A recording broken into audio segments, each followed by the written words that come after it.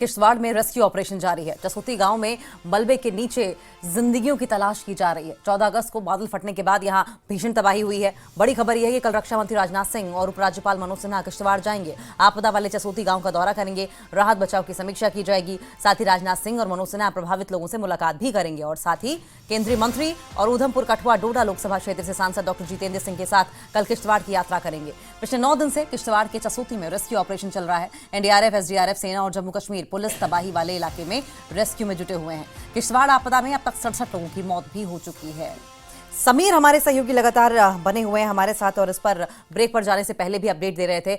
समीर, खुद रक्षा मंत्री राजनाथ सिंह पहुंच रहे हैं वहां पर और हमें यह भूलना नहीं चाहिए कि किश्तवाड़ में जो रेस्क्यू ऑपरेशन चलाया जा रहा था वो सेना की अगुवाई में चलाया जा रहा था। सेना की एक बहुत बड़ी भूमिका है।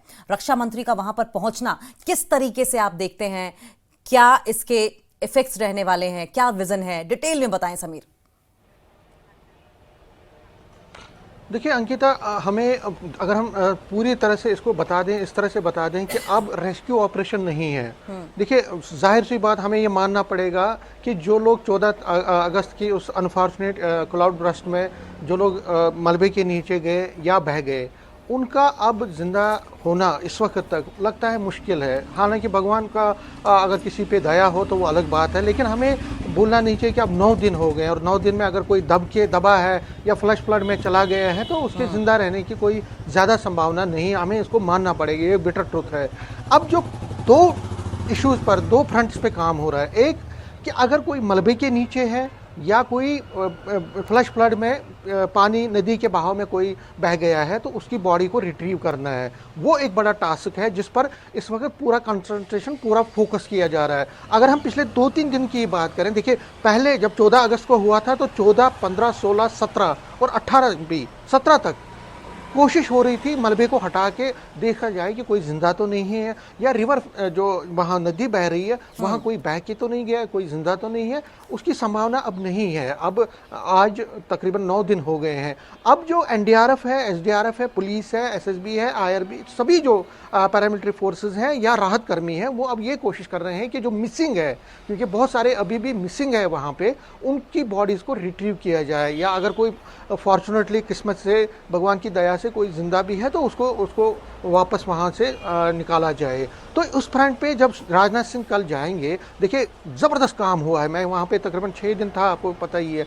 6 दिन में मैंने खुद देखा वहाँ पे सुबह से शाम तक, देर रात तक एसडीआरएफ, एनडीआरएफ और जितने भी पैरामिलिट्री फोर्सेस के, उन्होंने जिस खूबसूरती से मलबा निकाला, जिस ज़बरदस्त तरीके से मारा, वो अपने आप में बड़ी बात है। और जहाँ वो बोल्डर हुए थे, जहाँ बोल्डर हिट कर गए थे, बहुत बड़े बड़े बोल्डर थे, उनको ब्लास्ट कर दिया गया, उनको वहाँ पे क्लियर कर दिया गया।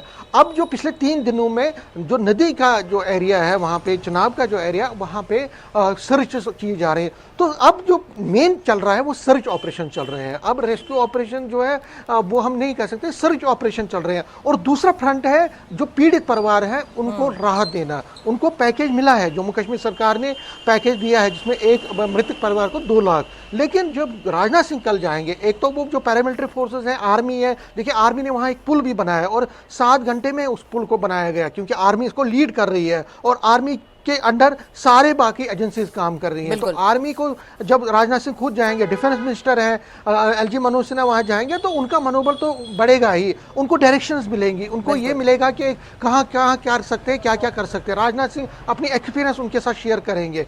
ये एक फ्रंट है। दूसरा, जब वो पीड़ित परिवारों से मिलेंगे तो सेंट्रल गवर्नमेंट की तरफ से जो पैकेज आने वाला है उस पर वो अपनी फीडबैक वहाँ से लेंगे कि कितना जरूरी है। वो दिल्ली जाएंगे, होम मिनिस्टर से बात करेंगे, प्राइम मिनिस्टर से बात करेंगे और फिर सेंट्रल गवर्नमेंट की से एक बड़ा पैकेज आएगा। क्योंकि बीजेपी, चाहे जितेंद्र सिंह हो, चाहे एलओपी सुनील शर्मा हो या कितने भी बीजेपी के नेता हैं, वो ये कह रहे हैं कि समीर, माफ कीजिएगा, रोकूंगी मैं आपको बीच में। फिलहाल के लिए आपका बहुत बहुत शुक्रिया। लेकिन एक ब्रेकिंग